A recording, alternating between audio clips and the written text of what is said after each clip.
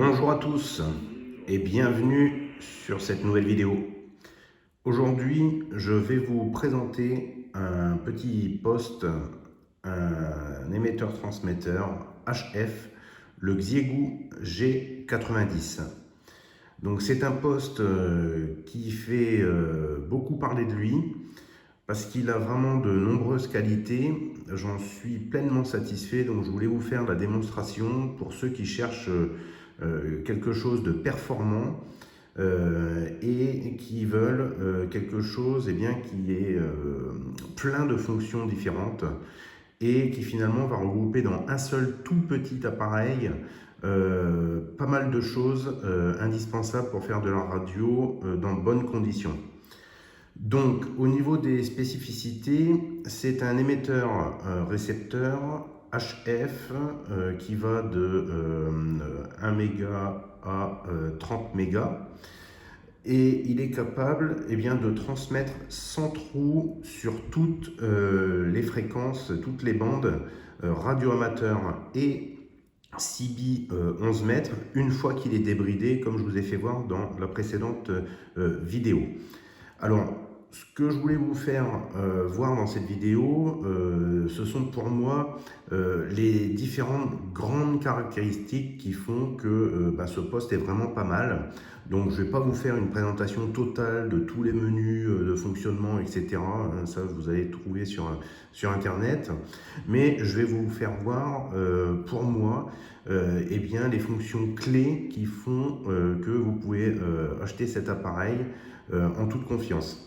Alors la première des choses, comme vous pouvez le voir, c'est la particularité de cet appareil, c'est un appareil SDR, donc il embarque une technologie un petit peu similaire aux ordinateurs, aux clés SDR que vous pouvez avoir sur un ordinateur. Donc ça nous permet d'avoir des composants beaucoup plus petits et déjà le premier point que je voudrais signaler c'est la taille de l'appareil qui est vraiment très petit, je dirais une quinzaine de centimètres de large, un petit peu plus sur la longueur, mais en tout cas c'est vraiment petit, beaucoup plus petit qu'une CB par exemple. Donc déjà ça en fait un poste excellent pour aller faire du QRP. Vous mettez ça dans un sac avec une batterie externe et si vous voulez monter quelque part, faire une expédition en haut d'une montagne ou en randonnée, c'est tout à fait approprié pour ça. Donc déjà le premier point d'un petit poste comme ça dit QRP, c'est la taille et la facilité de transport de ce poste. Le deuxième gros avantage, je dirais même le point primordial de cet appareil, comme vous pouvez le voir, c'est le waterfall, donc l'écran qui va nous permettre directement de visualiser, comme vous le voyez, les pics d'émission. Et donc, ça va faciliter énormément la prise de contact, puisque il suffit de vous mettre, comme vous le voyez là, sur une fréquence et de voir les petits pics sur les côtés et d'aller directement sur la fréquence où il y a une émission.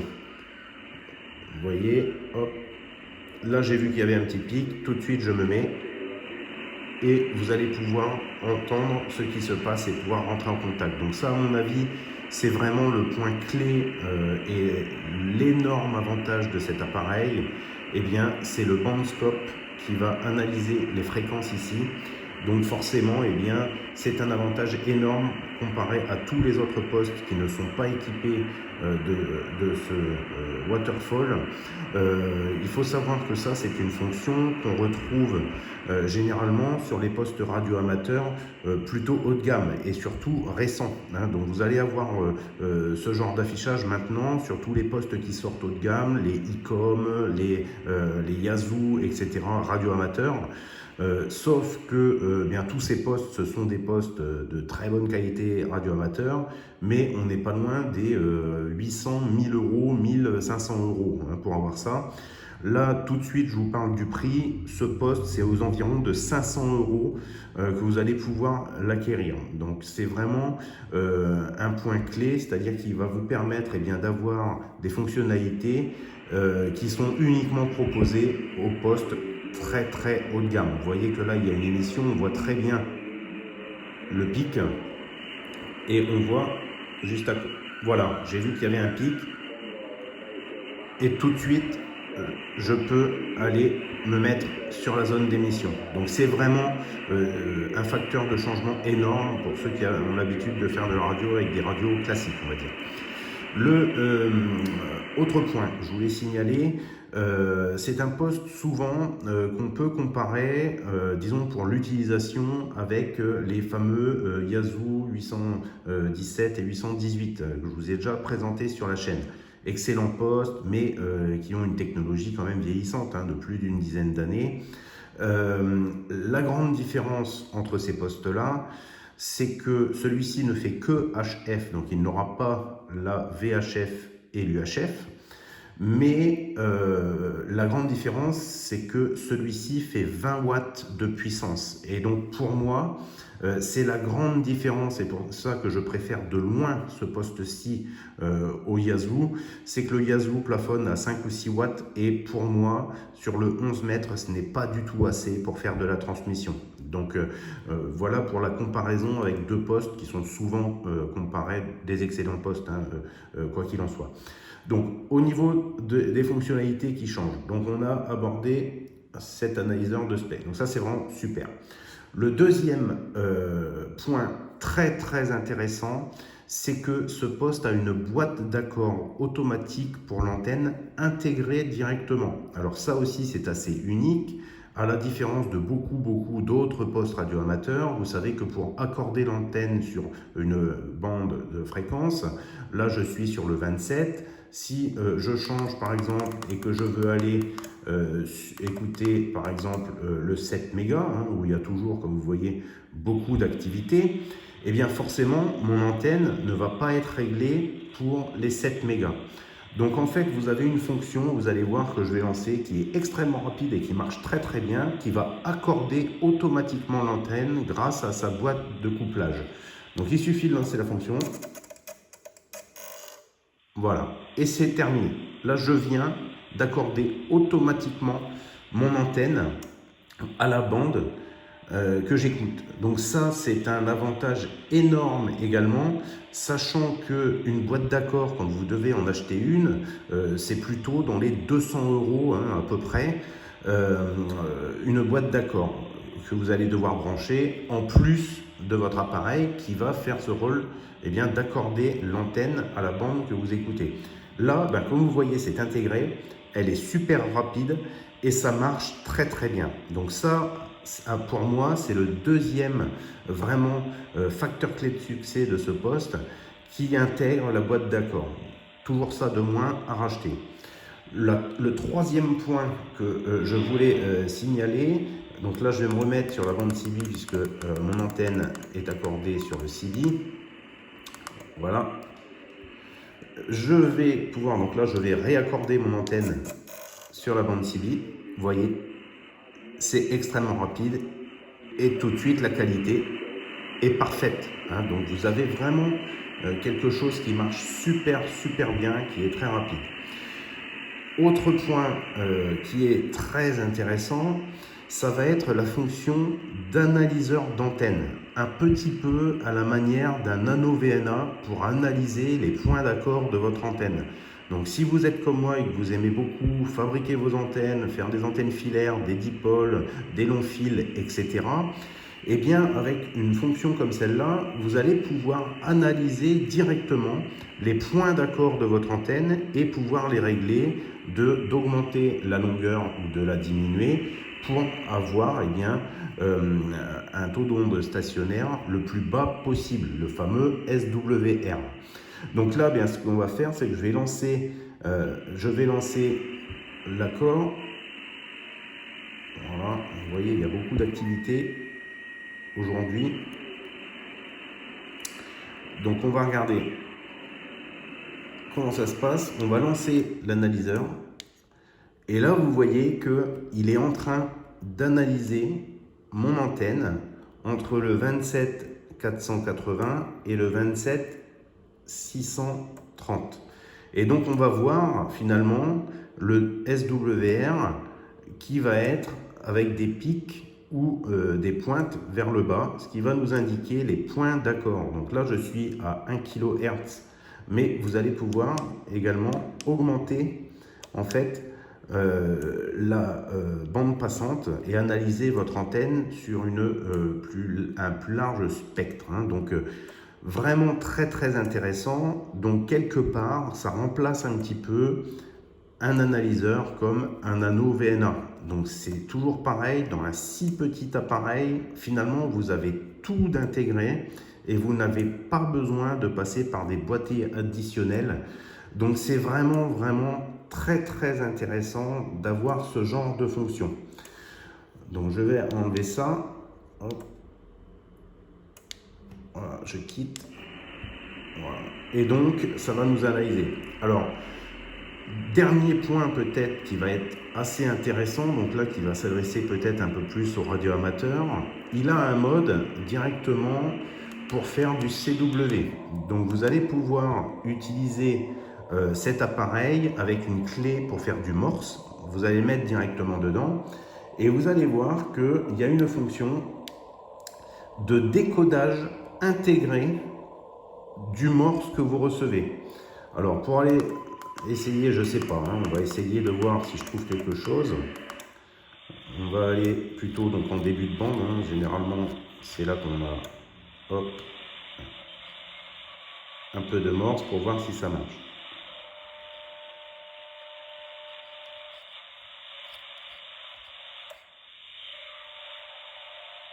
Alors bien sûr, je vais raccorder mon antenne, ça sera déjà mieux. Vous voyez la rapidité.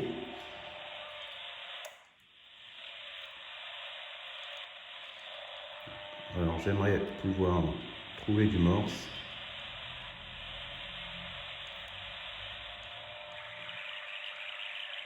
Vous voyez qu'il y a de la perturbation.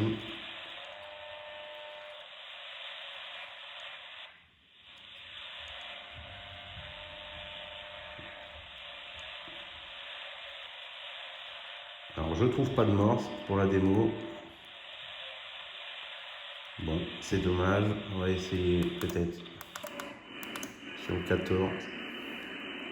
Je raccorde mon antenne. Vous voyez le calcul ici du SWR. Donc on voit que la réception, vous voyez, est vraiment parfaite hein, au passage. Sur le 14 mégas également. Donc ça c'est vraiment impressionnant. Je vais aller en début de bande. Voir si je peux trouver un peu d'émission. Sinon ma démo elle va.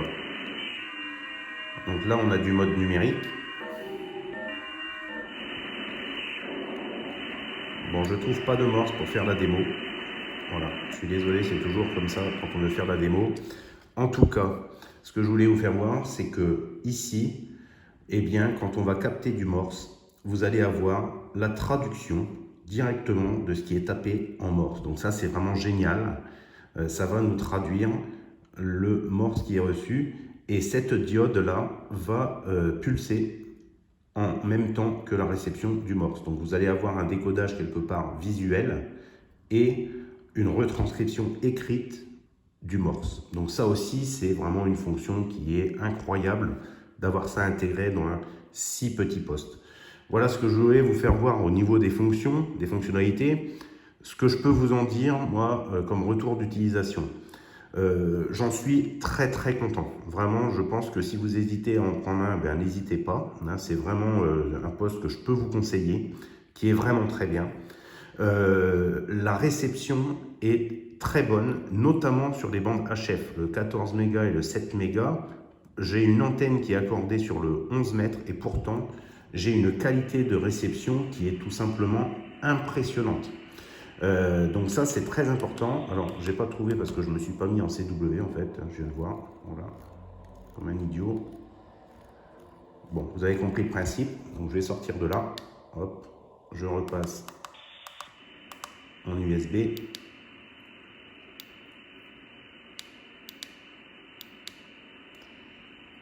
Voilà. Hop. Voilà. Je vais remonter.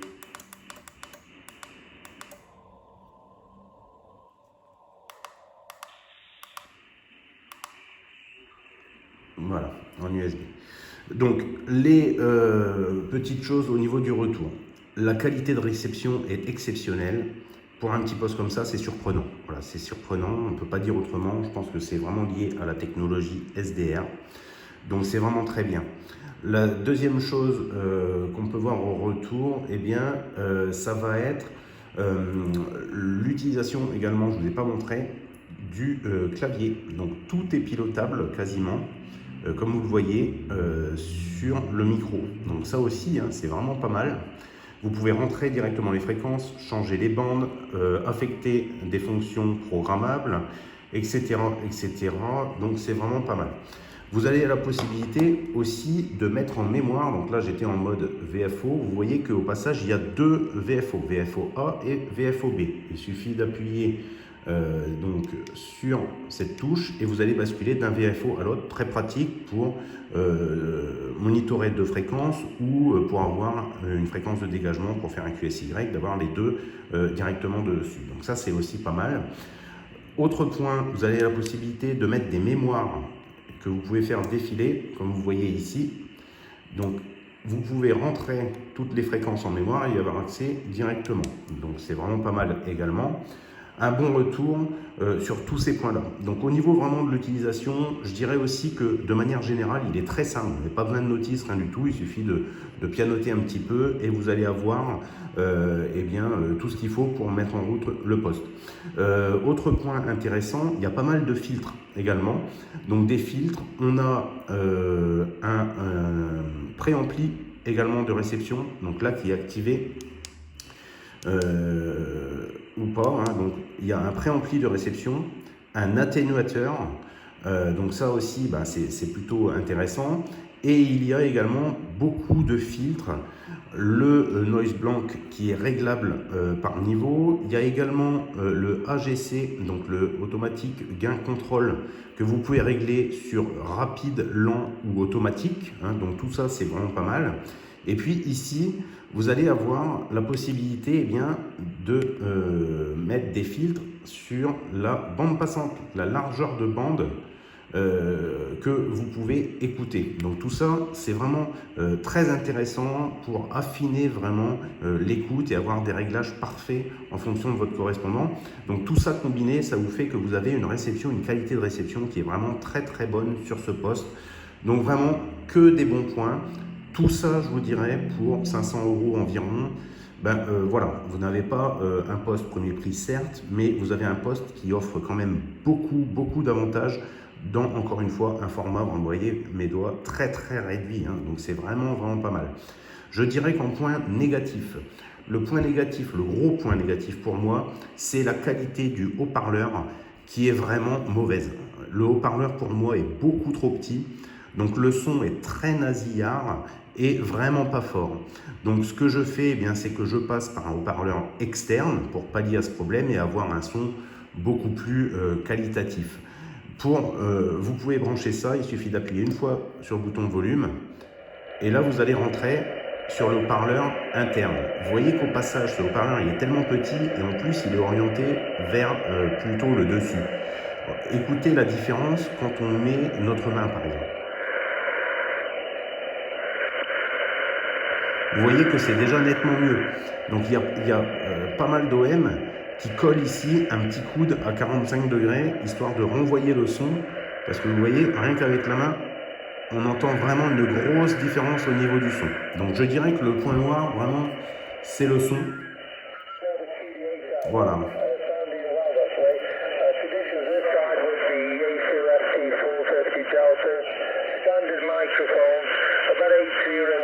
Mais vous voyez que la qualité est vraiment top, l'écran est top. Vous allez pouvoir regarder beaucoup d'informations sur ce petit écran. Alors cet écran il est petit, hein, ça peut être aussi un des avantages. Cet écran est assez petit, mais bon, une fois que vous êtes habitué, ma foi, ça serait plus grand, ce serait mieux. Mais c'est en rapport bien sûr avec la taille de l'appareil. Donc voilà ce que je pouvais vous dire. Je ne vous fais pas plus long pour la vidéo de présentation. Je vous mets le lien dans la description de la vidéo pour l'acheter directement via l'importateur sur Amazon chez Radiodity qui vend ça. Donc je vous mets le lien pour ceux qui veulent investir.